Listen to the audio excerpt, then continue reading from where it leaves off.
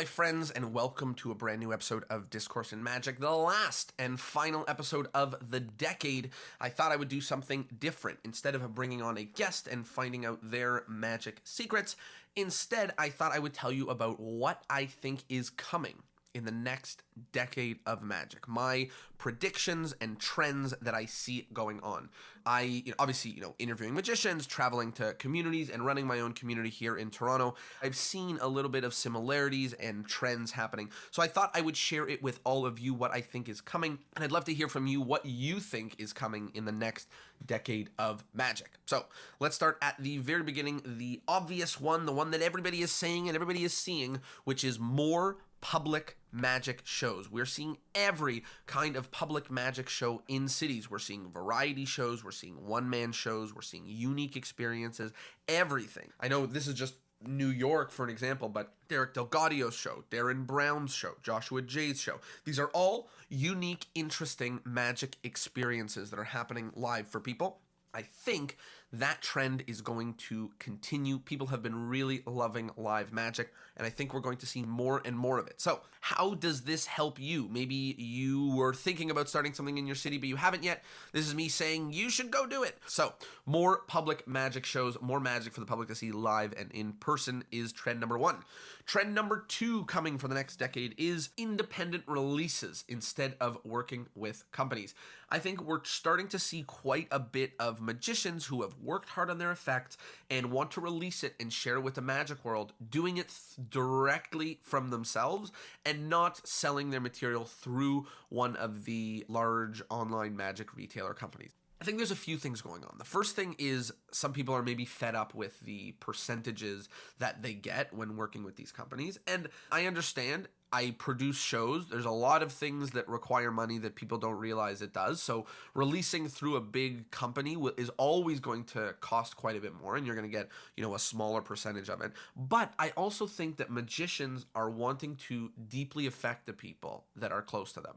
They want to say, here's the trick I've been working on for 10 years. Here, everybody who has been my fans and supported me, here it is. And I think with that, it's easier to have a limited release of something for a small community than it is to have somewhat unlimited release everywhere and to have things up and potentially not even make much money from it. So I know there have been highly successful magic releases from these companies and also, on the other side of the spectrum, releases that haven't gained much traction. But I think we're going to see quite a few more independents become magic sellers. And I think it's just going to generally raise the competition, raise the quality. So that is my second prediction, which is independent releases instead of companies. The next prediction is about hanging out and doing magic. I think we are going to see a reduction in the attendance to magic clubs, potentially a reduction in magic clubs, but a real increase in magic jams. We have seen quite a few magic jams that have gained some traction all over the world, and I think that a jam is a way better thing for young magicians to get together and do than a lecture is. Because sincerely, I don't know if it's better to go to a magic club, to the basement of a church or a library, to sit in the back row and watch a magic lecture. The same guy who did the same lecture for Penguin, which I could watch from the comfort of my home with pajamas with popcorn. But I do think showing a trick to friends and getting feedback and ideas and thoughts and sharing and learning directly from people is something that you can't get online. And I think that's starting to become apparent to the magic community. So I think more and more magicians are going to want to steer away from magic clubs because it's just, most magic clubs are lecture clubs, which means you're just subscribing to lectures and it might be a reasonable price.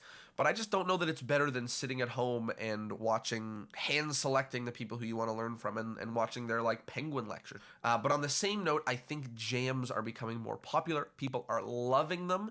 And I think they really help people grow. And I think it's helping get people off of the internet and in person sharing magic and growing and getting better. So my third prediction is more magic jams and less magic clubs. My fourth prediction has to do with the magic itself. We've been watching a lot of Penn and Teller Fool Us. We've been watching a lot of America's Got Talent. And now I think it's not true anymore, this idea that they say an average spectator has seen 1.5 magic shows in their life. Now, I don't think it's true. I think spectators could probably name 5 magicians right now, which is crazy. Maybe 5 or 6 years ago, they could only name David Blaine or David Copperfield, maybe Chris Angel. Now, lay people are starting to have a knowledge of magic, which means they're starting to have seen certain things before. And we see it happen all the time. People come to our shows, they say, loved the show, it was so good, so much fun, really loved it. But that coloring trick, we saw someone do it on TV before. It was great, but we saw someone do it on TV before. And that is not an exciting answer for me, because I think magic should not only be entertaining and impossible, but also surprising. And people go to a magic show to have their expectations blown out of the water, and you can't do tricks for them that they've seen before. So I think we're going to continue to see magic really, really grow and change, the effects themselves, because I think it's going to happen where you can't apply to be on TV to do a trick that someone else already did on that show or that's very popular. And you don't want to be on a show where everybody has seen that trick on TV or something like that. So I think there's going to be a lot of variety, variation, and creation of magic we haven't seen before. And take a look at the last 1 or 2 seasons of Penn and Teller Fool Us, and you'll see some of that stuff kind of peeking its head and saying like, hey, here's some new magic that no one's ever seen or thought or heard of, and let's see how to make it happen. So my 4th prediction is there's going to be more variety in the magic itself.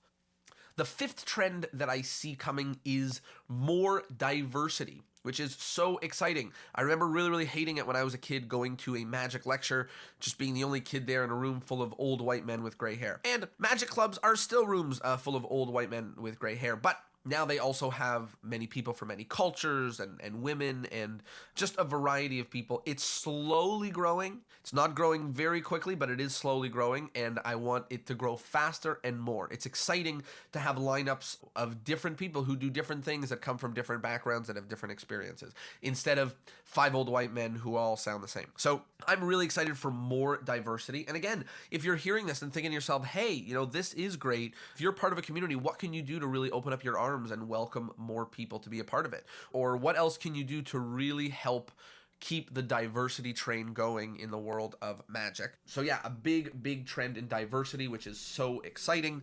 The 6th and final trend that I see in magic that I am excited to see what happens is social media magic.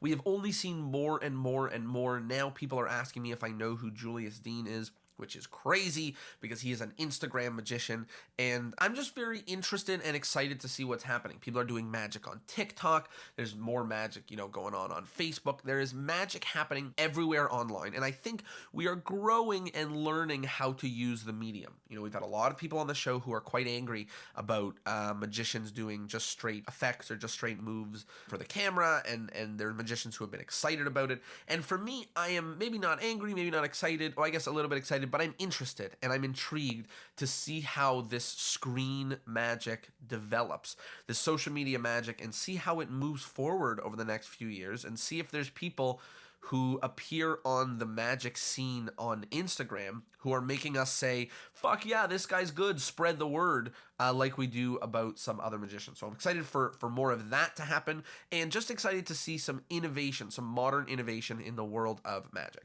So there you have it. Those are the 6 trends that I see coming in the next decade of magic. Number 1, more public magic shows. Number 2, independent magic releases instead of releasing through major companies. Number 3, more magic jams but less magic clubs. Number 4, variety in effect, variety and creativity of effect. Number 5, diversity of community. And number 6, social media magic on the rise. There you go. Those are my 6 predictions for the coming decade. What are your predictions? What did you think I was going to say? What do you think is coming?